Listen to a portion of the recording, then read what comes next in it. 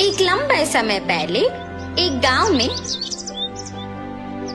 चंद्रैया और शकुंतला नामक पति पत्नी रहते थे।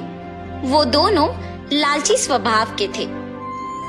चंद्रैया बहुत सारे भैंसों को पालते उनका दूध उस गांव वासियों को बेचता था। उस सारे गांव में सिर्फ चंद्रैया दूध बेचता था और वो दूध में बहुत सारा पानी मिलाकर बेचता था।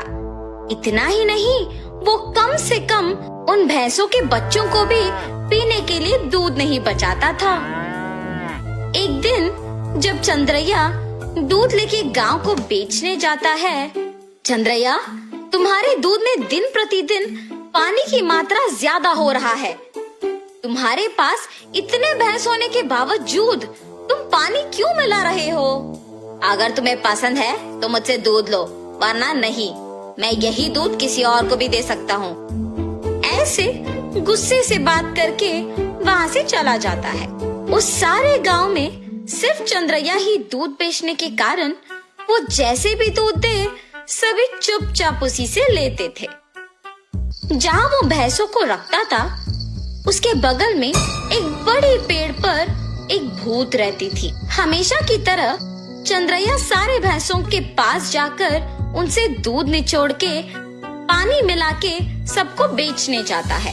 हर रोज ये लालच के कारण इतना दूध निचोड़ता है कि हमारे खुद के बच्चों को पिलाने के लिए कुछ नहीं है। इतना ही नहीं, हम हर रोज देखते हैं कि वो दूध में पानी मिलाता है। हम बचपन से उसी के पास बड़े हुए हैं, इसलिए हम कुछ नहीं कर पा रहे हैं, लेकिन हमें उसे एक सबक सिखाना ही होगा। ऐसे आपस में बात करते रहते हैं। जब वहाँ की भूत उनकी बातें सुनकर सोचती है, हर रोज इन भैंसों की दुखी बातें मैं नहीं सुन पा रही हूँ, और इतना ही नहीं, इस आदमी के दूध में पानी मिलाने के कारण गांव वाले भी दुखी हो रहे हैं। इन भैंसों की सहायता से ही इस आदमी को सुधारना होगा। ऐसे सोचकर वो भूत उन भैंसों के पास आती है। तब मैंने तुम सब की बातें सुनी है।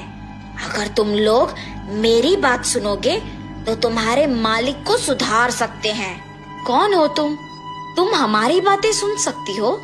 मैं एक भूत हूँ, इसी पेड़ पे रहती हूँ। मैं हर रोज तुम्हारी बातें सुनते रहती हूँ। हम तुम्हारी बात सुनेंगे, मगर वादा करो कि तुम हमारे मालिक को कुछ नहीं करोगी, सिर्फ उन्हें एक सबक सिखाओ, बस। ठीक है, तुम्हारे मर्जी के अनुसार उन्हें कुछ नहीं करूंगी। ऐसे कह के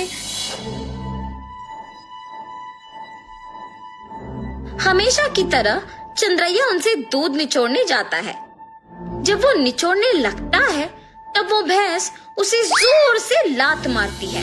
बाप रे शकुंतला, मेरा पीठ टूट गया। ऐसे जोर से चिल्लाने पर शकुंतला अपने पति के पास आती है। अरे रे, क्या हुआ? आप गिर कैसे गए? उस भैंस को आज कुछ हुआ है। जब मैं दूध निचोड़ने गया तो उसने मुझे जोर से लात मारा। आप रुकिए, मैं भी जरा देखूं कि ये भैंस दूध कैसे नहीं देगी।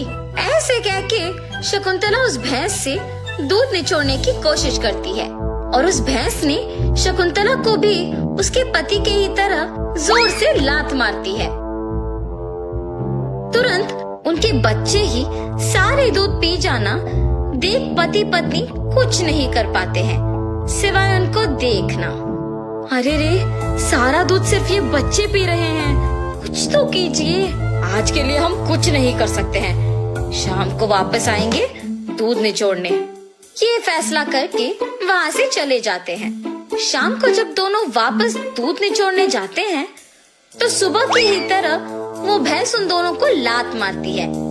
ये देख पति पत्नी दोनों डर के मारे घर चले जाते हैं। ऐसे कुछ दिनों तक भैंस उन्हें दूध निचोड़ने नहीं देती है और सारा दूध सिर्फ अपने बच्चों को पिलाती है। सुनिए, कम से कम हमारे उपयोग के लिए तो दूध निचोड़ के आइए ना।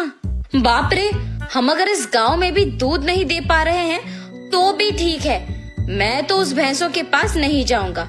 वहाँ के भैंसों में से एक को कुछ तो हुआ है, इसीलिए हमें दूध निचोड़ने नहीं दे रही है और सिर्फ उसके बच्चों को दूध पिला रही है। उतना चाहिए तो तुम खुद निचोड़ने जाओ। बाप रे, मैं अकेले? नहीं नहीं, हम दोनों मिलके दूध निचोड़ने की कोशिश करते हैं। चलिए ठीक है, कल सुबह जाएंगे। ठीक है जी। भैंसों के पास जाते हैं। शकुंतला, पहले तुम जाओ। ऐसे कहने पर शकुंतला उन भैंसों के पास जाके दूध निचोड़ने की कोशिश करती है। जब वो निचोड़ने की प्रयत्न करती है तो वो भैंस जोर से लात मारती है। बिना दूध दिए अपनी पत्नी को लात मारने के कारण चंद्रैया को गुस्सा आता है और वो एक डंडे से भैंस को मारने लगता है। मेरी पत्नी को दूध निचोड़ने नहीं दोगे तुम? हाँ? ऐसे कहते हुए जोर जोर से मारता है, मगर उस भैंस की जगह चंद्रैया खुद पिटता है और इसी कारण उस भैंस को मारना बंद कर देता है।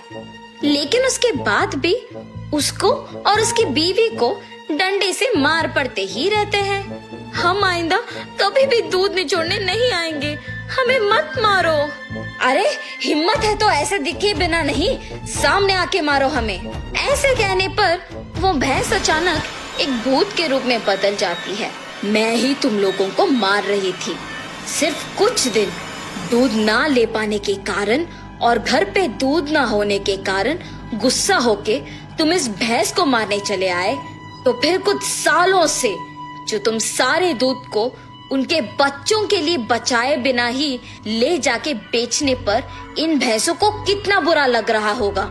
हाँ, आज से अगर कभी भी तुमने दूध में पानी मिलाया या फिर भैंसों के बच्चों के लिए दूध न बचाया तो मैं तुम्हें नहीं छोड़ूंगी। मैं यही रह के तुम पे नजर रखूंगी। हाँ, हमें माफ कर दो, आज से हम ये कभी नहीं दोहराएंगे। ऐसे कहने पर वो भूत वहाँ से गायब हो जाती है। तब से उस भूत के डर से चंद्रैया और शकुंतला भैंसों के बच्चों के लिए कुछ दूध को बचा के बाकी को निचोड़ के उसमें पानी मिलाना बंद करके बेचते हैं। भैंस भी उनके मालिक के सुधारने के पीछे उस भूत के ही हाथ रहने का सच जान के बहुत खुश होते हैं। गांव वाले सारे चंद्रैया को अच्छा गुणवत्ता वाले दूध देते हुए देख खुश होते हैं कि उसमें बदलाव भी आया है।